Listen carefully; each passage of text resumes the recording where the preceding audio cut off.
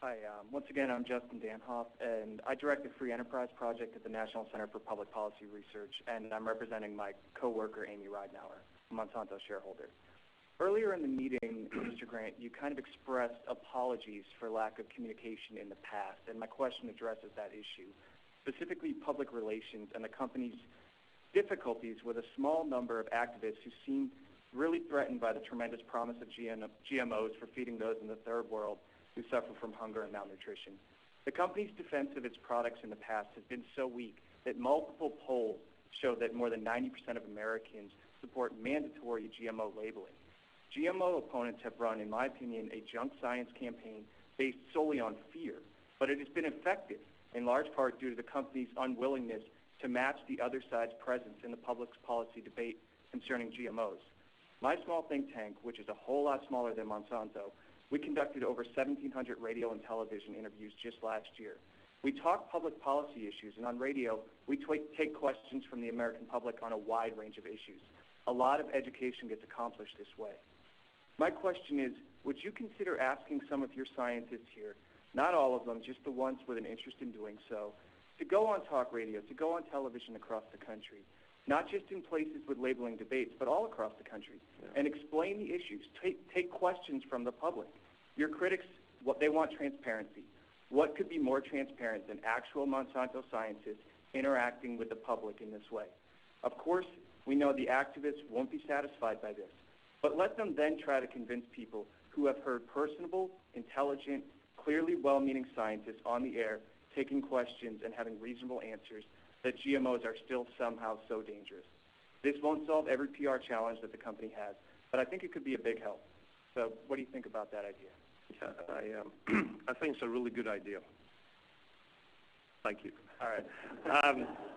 I think your point's well taken, and the point I made earlier and the apology I made earlier was the recognition that for a long time we focused on our grower customer and the communication of these technologies to the grower customer. We never really saw ourselves as part of that food chain.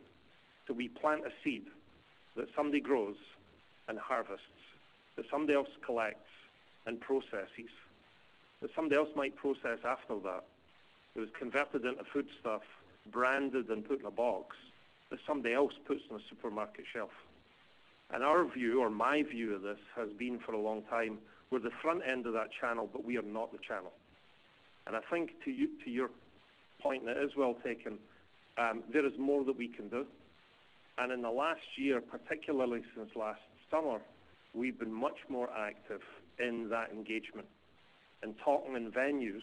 You know, you make the point on radio, and I'm one of those people who still loves to listen to radio, but engage in that dialogue and that conversation in venues that traditionally we haven't shown up in.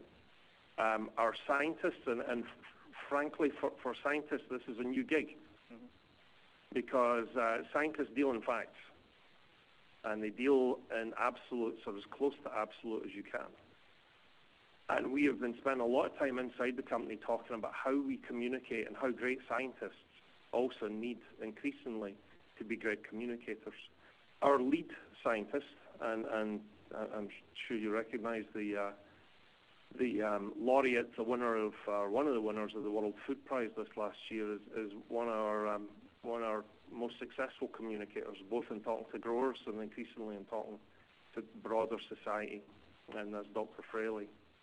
But I think that there is a recognition that we need to do more, and we have facts to convey and a story to tell, and we need to do a better job in doing that. The last point I'd make, and I was in Europe last week, it's really interesting because when you meet leaders in Africa who for so long have watched Europe and read the Times, or watched France and read Le Soir, they've reached the point now where they're making their own decisions. And I was very impressed last week on a pro-science stance, an impatience, and also a press in the same way that you press, that we should be more direct and much more vocal on a broader base on how we communicate the benefits of these technologies. So coaching accepted. Thank you.